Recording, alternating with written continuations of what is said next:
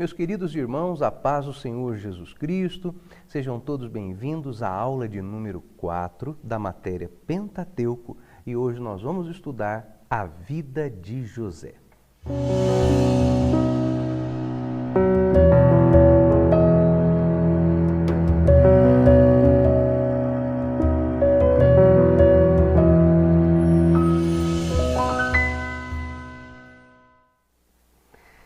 A vida de José é uma das narrações mais lindas das Sagradas Escrituras. Eu devo confessar que não é a minha história preferida da Bíblia. O meu personagem bíblico preferido é o rei Davi.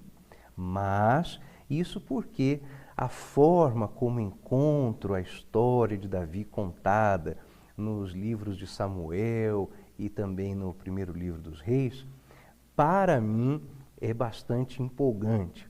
Não quer dizer, no entanto, que a narração da história de José não seja bela. Na verdade, é certamente, do ponto de vista literário, até bem mais plástica, de conteúdos e belezas literárias e recursos literários bem mais vastos e amplos do que o texto que conta a vida de Davi. Mas, só para não deixar o comentário incompleto, meu personagem preferido e as minhas histórias preferidas são as de Davi. Mas, como é linda, inegavelmente linda e sublime a história de José. Talvez você esteja pensando em seu coração, Davi é muito legal, mas eu prefiro José, porque é uma história bem mais linda. E realmente, irmãos, há certas passagens na história de José que são inigualáveis. Não aparecem em nenhum outro personagem, nenhuma outra narração bíblica, e mesmo os elementos que possam ser constantes em outras histórias bíblicas, na história de José, são de elevado teor emocional. É uma história que nos leva às lágrimas, sem dúvida alguma, é uma história que nos leva às lágrimas. E a vida de José tem importância e relevância não é apenas porque se trata de um personagem bastante bem explorado e cuja história é muito bem contada. É também uma história importante e relevante porque é o último capítulo do período patriarcal. É o capítulo que nos insere no contexto do livro do Êxodo. Ao final do livro do Gênesis, entram no Egito 70 almas, incluindo Jacó, pai de José.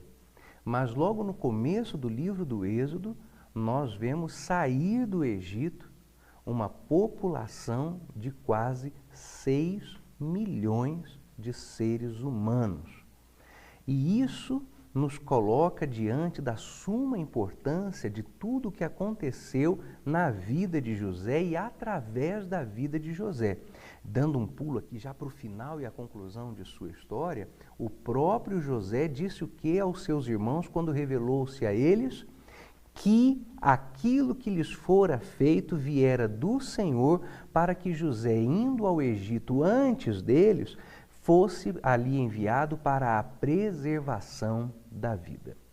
A história de José, portanto, traz a cada um de nós lições que são importantes, inegociáveis, ao mesmo tempo em que representa um capítulo muito importante da fundação do povo eleito pelo Senhor, o povo de Deus, a família de Abraão, Isaque e Jacó.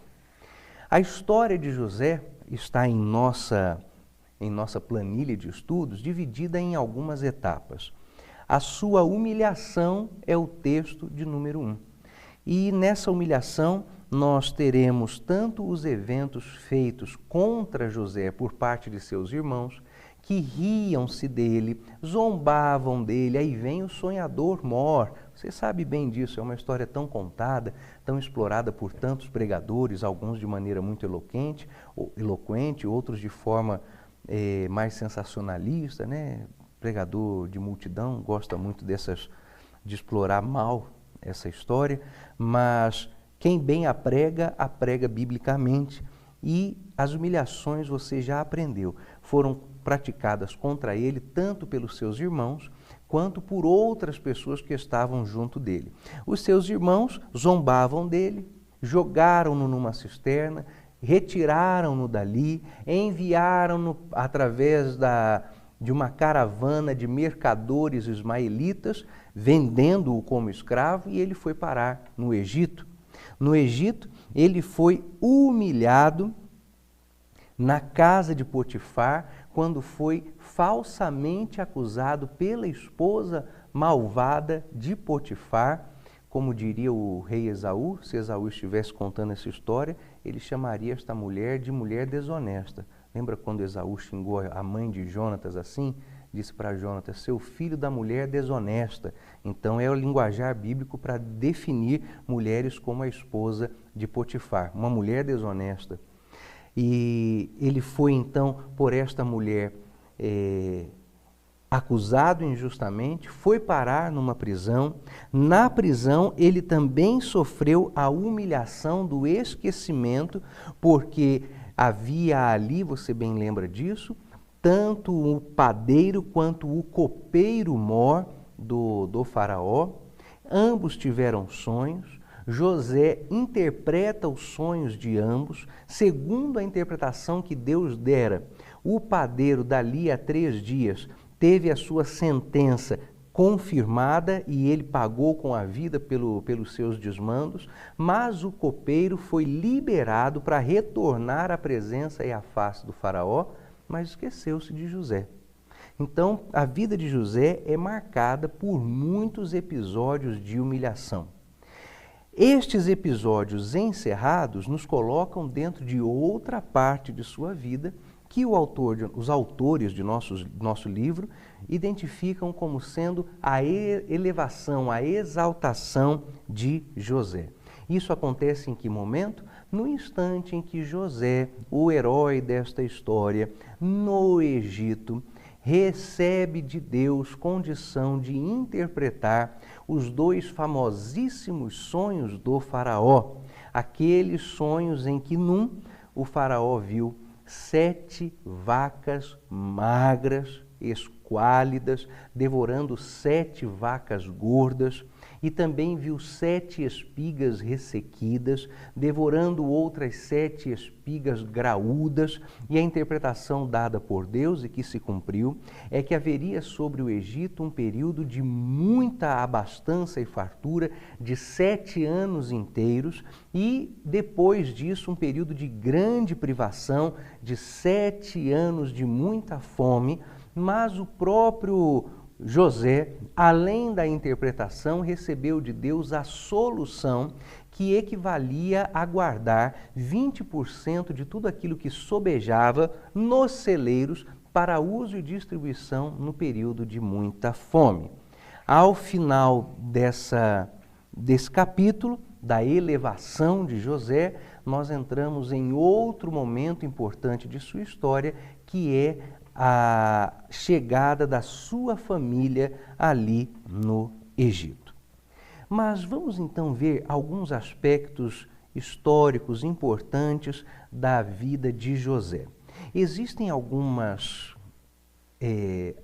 questiúnculas, alguns queixumes, algumas reclamações advindas da inoportuna, inconveniente e desviada alta crítica a respeito da validade da história de José. Os irmãos que já foram meus alunos em várias outras aulas, certamente já me ouviram falar a respeito e contra a chamada alta crítica. Mas antes que você pense, puxa, por que o pastor Guna implica tanto com a alta crítica? Irmão, não é um exercício de implicância, é um exercício de apologética. O que é a alta crítica? Em que ela consiste? Apesar do nome, não se trata de uma prática elevada de crítica. É uma prática de crítica textual que tem uma finalidade apenas: a desqualificação da palavra de Deus como palavra de Deus. Porque uma das coisas que faz a palavra de Deus ser aceitada como tal é que ela é inerrante. Além disso, inspirada, obviamente, toda a Escritura é divinamente inspirada. Então, quando falamos contra a alta crítica, estamos falando contra aqueles que não creem que a Bíblia seja inerrante e inspirada. O que a alta crítica questiona a respeito de José? Que se trata de uma metáfora, que é uma história fantasiada, exagerada, que não há possibilidade histórica dela ter acontecido. Mas, irmãos, não é o que a história nos diz. Algumas questões muito importantes a serem colocadas. Primeiro, você bem se lembra do momento em que Jacó, ele dá a José, filho de Raquel, sua esposa tão amada, seu filho preferido, uma bela túnica colorida, de mangas compridas e largas. E você sabe, porque deve ter escutado falar ou deve ter lido em algum lugar, sem dúvida alguma, a respeito do que significava portar, vestir uma linda túnica tão grande quanto aquela. Que ele não estava disponível para a prática de certos afazeres bem braçais e manuais. Mas não apenas isso. Naquele momento da história, não era tão simples obter uma túnica tão bonita assim, tão cheia de cores dessa forma.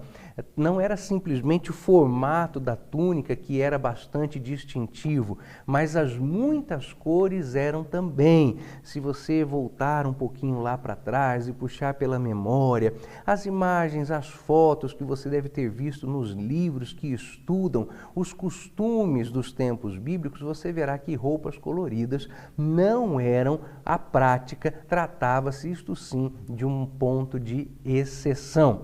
Então não era apenas um distintivo de que José não estivesse disponível para as práticas de trabalhos mais braçais, mas também significava de modo muito mais enfático e claro a sua predileção por parte do seu pai em detrimento dos seus irmãos, porque uma roupa como aquela não se achava em qualquer brechó no meio do deserto. Bom, outra coisa muito importante que nos serve de testemunho histórico a respeito do que estamos lendo nas Sagradas Escrituras. Não que eu precise disso para crer na Bíblia. Não preciso mesmo. Mas uma vez que esses indícios estão disponibilizados, por que não conhecê-los? Algo que chama muito a atenção na história de José é o fato deste jovem haver sido catapultado. Eu não conheço outra palavra para explicar isso. Catapultado da sua terra natal para o posto de governador do Egito. Depois do faraó, era ele, irmãos. O homem mandava muito. Vamos dar uma olhadinha em um mapa que eu separei para os irmãos? Como é possível que alguém saído das terras palestinas e catapultado para o Egito em condições como foi a de José, vendido como escravo, venha a se tornar governador daquela terra? Bem, primeiro vamos dar uma olhadinha aqui na nossa Palestina nos tempos de José. Nesse momento, não há muitos territórios a serem identificados aqui, a não ser Hebrom, não vá confundir, meu querido irmão, com o Hermon, que fica lá no norte, que é onde nasce o Rio Jordão. Tá? Aqui é Hebrom. De Hebrom a Siquém, você vai observar neste mapa e em outros que eu vou mostrar daqui a pouquinho, como a família de Abraão e seus descendentes, Isaac e Jacó, gostavam de andar no deserto. Dali a Dotã. Neste ponto, a trajetória de José faz interseção com uma rota comercial que no nosso mapa aparece na linha verde. Você está observando aí? Isso aqui em lilás é a peregrinação de José. Mas aqui em verde está uma rota comercial que não era só de mercadores ismaelitas, mas era usada por eles também. E essa rota comercial coincide com o trajeto feito por José, contado nas Escrituras, até a sua chegada de Dotã até o Egito, em especial na cidade de Heliópolis, ou também conhecida como On. Não vamos identificar aqui, neste momento, alguma capital do Egito em terras mais ao norte, no Baixo Egito, dentro do delta do Nilo, mas sim aí mesmo e mais ao sul, no chamado Alto Egito. O sul é o Alto Egito, o norte é o Baixo Egito. Isso porque tem a ver com a altitude.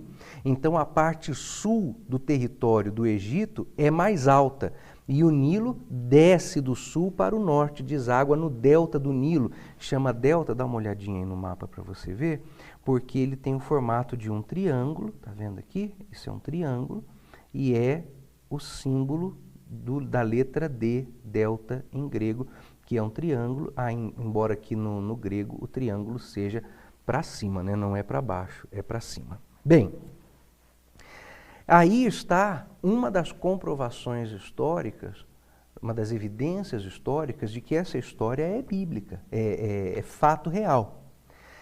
Depois nós temos outra coisa interessante.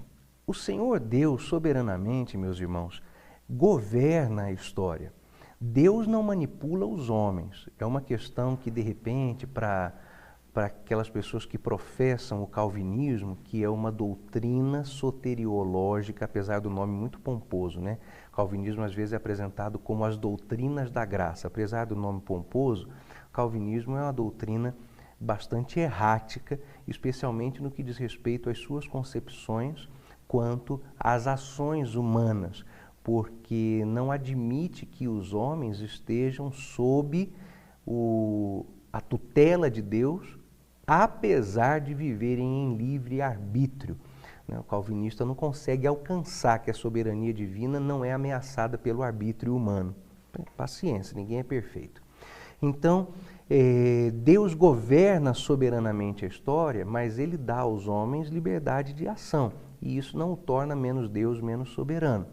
E essa governança da história colocou, segundo o plano divino do Senhor Deus, através dos séculos, o Egito, neste momento, sob domínio dos chamados faraós ixos, ou os faraós pastores. Esses ixos são uma dinastia muito específica da história do Egito, uma dinastia que corresponde a apenas um recorte dentro da vastíssima história do Egito, e esse recorte temporal do governo ixo no egípcio correspondeu exatamente com a chegada de José ao Egito e a sua ascensão ao governo de toda aquela terra, abaixo apenas do faraó, um faraó pastor, um faraó da dinastia Ixa. E qual é a grande importância ou a grande chave que esclarece as questões? Os ixos eram de origem semita, assim como eram semitas José e sua família. O que são os semitas? Deixa eu achar um outro mapa aqui que pode ajudar um pouquinho a gente nesse momento. Os irmãos estão verificando aí, meus irmãos, o continente africano, aqui a Europa, a Península Ibérica, Portugal, Espanha, França, a Península da Itália, aqui está o Mar Egeu na Grécia, mas vamos aumentar um pouquinho aqui para o território da Turquia, aqui. Nesse território da Turquia é aonde está o Monte Ararat. Ele está bem aqui. E aí no Monte Ararat foi onde, você já sabe, a Arca de Noé repousou depois que as águas do dilúvio baixaram. Saíram da Arca de Noé, além dos bichos, a família de Noé, os seus 3 filhos, que chamavam-se Sem, Cão e Jafé. E toda a população humana descende desses 3 elementos. Segundo os registros da cronologia e da história bíblica, os descendentes de Jafé são responsáveis pelo povoamento da Europa, da Eurásia, vamos colocar assim, daqui de Portugal até a Eurásia. Os descendentes de Cão, especialmente o território africano, e os descendentes de Sem, toda essa parte que corresponde ao Oriente Próximo. Aqui está Israel, Síria, Irã, Iraque, toda essa parte aqui. Então são povos semitas, eles foram se espalhando. A dinastia dos faraós pastores, os Ixos, corresponde a um povo seguramente semita, como eram os descendentes de Abraão, povos semitas. Não se esqueça que Abraão iniciou a sua vida na terra de Ur, que hoje corresponde ao território do Iraque.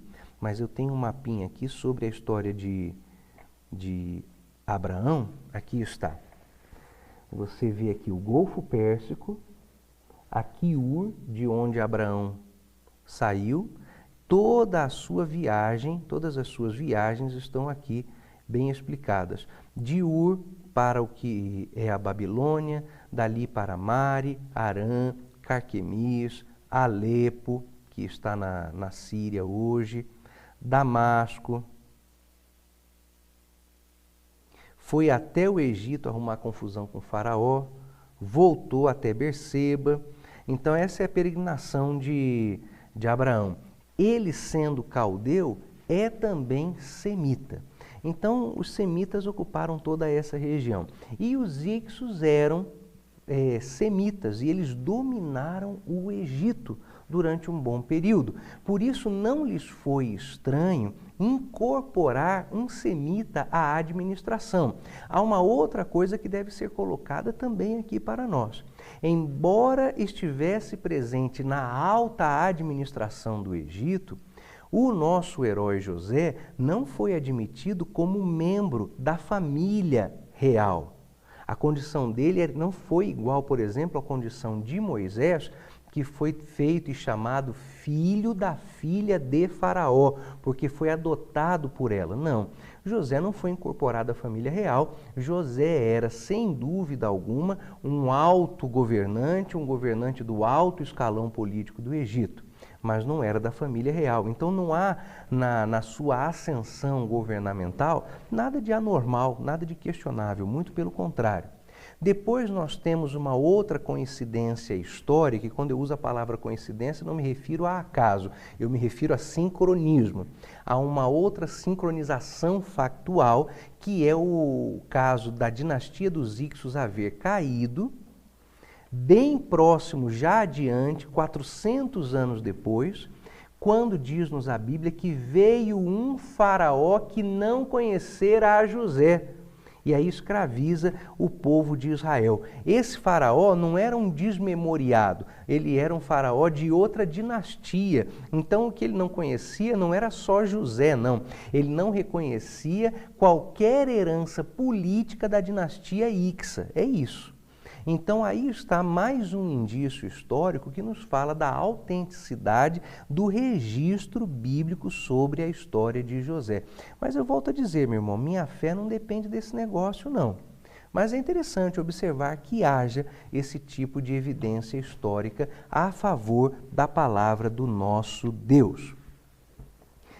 Quando o faraó vê então em José essa sabedoria toda, este faraó dá a José poder para implementar a sua ideia que iria salvar o Egito. Nós temos outro indício histórico bastante interessante aqui. Corresponde exatamente ao período da dinastia Ixa, um evento de grande fome. E aí já está claro que é esse que José viu na interpretação. Porém, outra coisa interessante é observar o seguinte: neste evento de fome, a força e o poder dos faraós Ixos tornaram-se maiores do que tudo aquilo que se podia ter visto até aquele momento. E os faraós, a partir daí, passaram a ser uma coisa que até então eles não eram: donos da terra do Egito. Eles eram soberanos, eram identificados e reconhecidos como Deus, mas eles não eram donos da terra. A partir desse momento começam a ser. O que explica, por exemplo, que bem mais adiante, 4 séculos depois desse momento histórico, durante a saída de Israel do Egito, nós estejamos diante de um dos faraós mais portentosos da história do Egito, que foi Ramsés I e Ramsés II. O Ramsés II é o Ramsés da época de Moisés. De onde veio todo este poder? Do evento de fome ocorrido durante José, 400 anos antes da saída de Israel no Egito. E por quê? Porque como a partir do evento da fome, somente os celeiros reais é que tinham grãos, então todos os outros governantes, todos os outros negociantes, pastores, os cidadãos, os proprietários de terra, os militares do Egito, vinham ao faraó comprar. E enquanto eles tinham dinheiro, e enquanto tinham eles ouro e prata para trocar por comida, era assim que se fazia. Quando os seus recursos, quando o seu erário se extinguiu, então eles passaram a oferecer ao faraó a posse dos seus rebanhos. Mas o faraó, lógico, não ia colocar todos os animais de todo mundo dentro do palácio, porque não cabia. Então criou-se um modelo de relação bem interessante, na qual o faraó é dono do gado, mas o ex-dono do gado cuida da bicharada para o faraó. Então o faraó é proprietário, é fazendeiro e todo mundo trabalha para ele. Quando o escambo de animais por comida acabou, então essas pessoas, essas famílias, esses negociantes começaram a oferecer ao faraó as suas terras. E o faraó tornou-se proprietário dessas terras. E os seus cidadãos, os seus militares, os seus governantes, os seus príncipes, o staff, o establishment do faraó tornou-se então cuidador daquilo que agora era de propriedade do faraó. Então, a partir desse evento todo, o poderio de um faraó no Egito tornou-se muito maior do que já era, porque ele se tornou, de fato, dono da terra. Ele a adquiriu, primeiro adquiriu pelos metais, depois adquiriu os animais e depois recebeu as próprias terras para trocar pelas comidas ou pelos grãos que tinha guardado em seus celeiros. Isso explica porque 4 séculos depois o faraó era, no Egito, não apenas soberano, mas dono de todas as coisas. Então temos mais um indício histórico do que aconteceu durante esse período de José no Egito. Depois que tudo se acalma e José se mostra à sua família, há 2 outros eventos que merecem a nossa atenção e são aqui no nosso livro bem estabelecidos. Um é a respeito das tribos de José e da tribo de Benjamim. José não tem tribo, mas seus filhos Manassés e Efraim passam a ser, cada um deles, nome de uma tribo. E os 2 juntos correspondem à tribo de José. Eventualmente você lerá nas Sagradas Escrituras tribo de José. E aí você sabe que é Manassés e Efraim. Temos então, mas nós vamos falar sobre as tribos mais adiante. Aqui é apenas uma menção para começar a formar na sua cabeça um problema que nós vamos resolver mais adiante nas aulas a respeito do Êxodo e também quando falarmos a respeito da chegada de Israel à terra. Por quê? Porque nós temos, por exemplo, territórios iguais a 12, mas Levi não tem território, então começa aquela confusão, 12 territórios, 13 tribos, e essa confusão toda. Então nós vamos ver isso mais adiante, mas comece a observar aí que o que corresponderia à tribo de José é chamado na maior parte das vezes como tribo de Manassés e como tribo de Efraim, que são os seus 2 filhos. Outra coisa importante é que Jacó, quando morreu, foi sepultado no campo de Macpela. Este campo de Macpela foi uma propriedade comprada por Abraão para sepultar Sara, sua esposa. E Abraão fez questão de comprar essa propriedade, pagar por ela preço justo e ali poder sepultar a sua amada Sara. E foi onde também, aqui eu vou abrir uma fotografia para os irmãos, onde também sepultou-se Jacó, o patriarca. Aqui está a caverna de Macpela, em Hebrom, que é local tradicional de visita turística religiosa em Israel e sobre a qual está construída um templo, está construído um local de culto, lá de Hebrom, terra de Macpela. Outra morte bastante importante é a do próprio José, que morreu já avançado em idade, próximo aos 100 anos, e ele pediu que os seus ossos fossem levados de volta quando Israel deixasse aquela terra. E aí os irmãos começam a perceber uma coisa muito importante, que é a relação dos judeus com o seu território. Os judeus sabem que aquela terra lhes foi dada. É uma profecia conhecida por todo judeu. Não adianta a ONU chegar agora e querer internacionalizar aquele território, porque não funciona assim. Há uma frase atribuída a Golda Meir, que foi uma das mulheres brilhantes do povo de Israel, primeiro-ministro em Israel, e Golda Meir falou: se os árabes abaixarem as suas armas, haverá paz. Mas se Israel baixar as armas, não haverá Israel. Porque se quer devorar Israel e se apoderar daquela terra. Eu sempre fico a me perguntar, quando olho isso, penso o seguinte: gente, a faixa de Gaza é um pedacinho tão insignificante de terra, é tão pouquinha gente que tem lá, por que os árabes não levam os palestinos para ir morar nos seus territórios? Porque ninguém quer terrorista dentro de casa, né, meu irmão? Quem quer Hamas e Hezbollah dentro de casa? Então fica lá infernizando a vida de Israel. Acontece que aquela terra é judaica, judeia, ela é hebreia, aquela terra é israelita e israelense. Não adianta querer pegar para outro, porque Deus deu por promessa a Israel, ponto final. E é assim que tem que ser, é a palavra do nosso Deus. Eu trouxe para os irmãos alguns mapas que quero rapidamente mostrar, porque eles nos ajudam a encerrar o período dos patriarcas, quando o nosso livro entrará nas próximas lições dentro do Êxodo, o livro da lei. Então, começando pelas viagens de Abraão no Oriente Próximo. Aqui nós já até vimos, quando fomos falar sobre os semitas, mas para não deixar de mostrar outra vez, aqui está em Ur, atual território do Iraque, o local de nascimento de Abraão, e o trajeto que ele fez em sua vida, deixando esta terra para ir para uma outra que o Senhor lhe mostraria.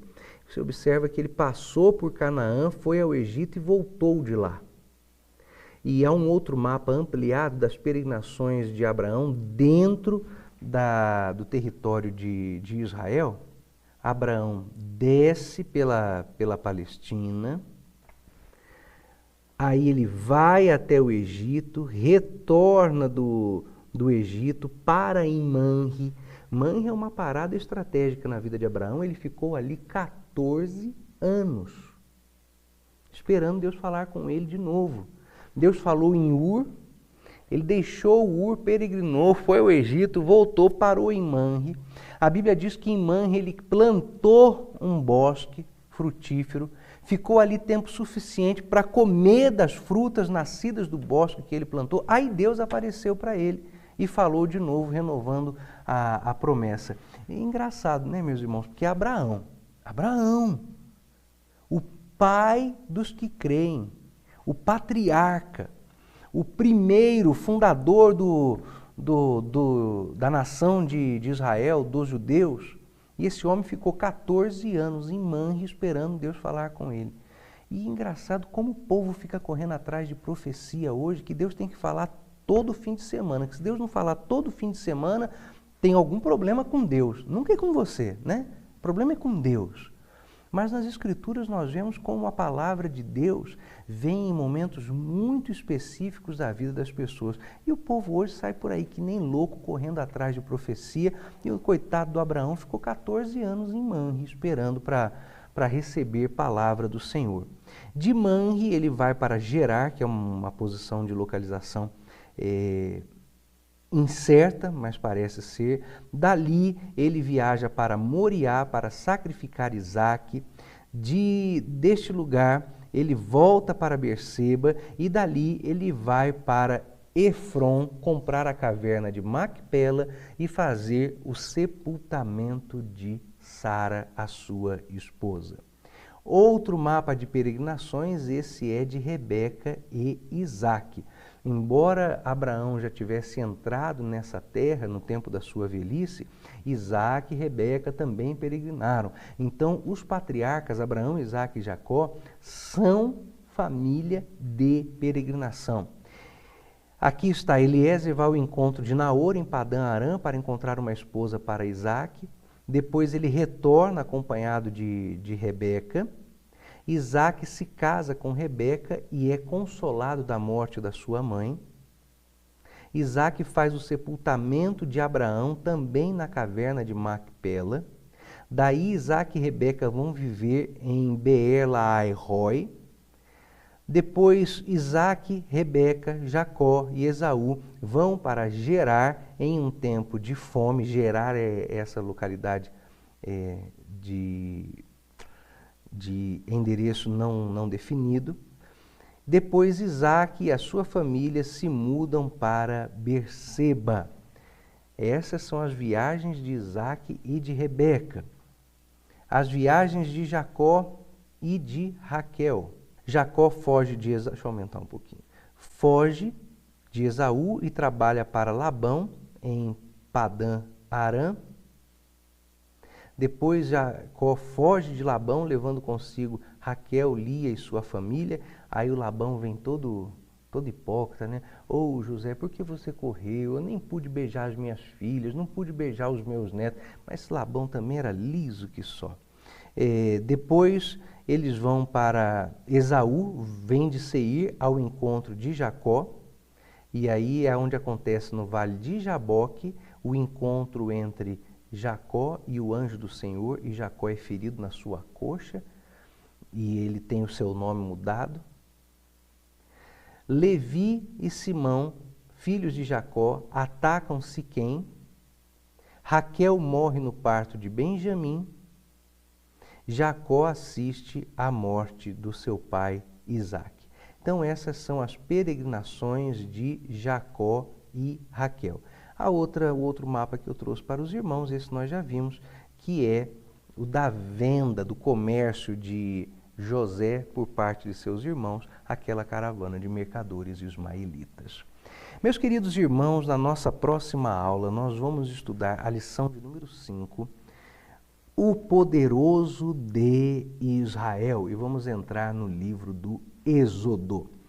Bastante progresso até aqui, não se esqueça de rever as aulas, reler o livro, fazer os exercícios e assim entrar em contato bem próximo e íntimo com a palavra de Deus. Nós nos encontraremos na próxima aula, na próxima lição, em nome do Senhor Jesus Cristo. Até lá então e que Deus te abençoe.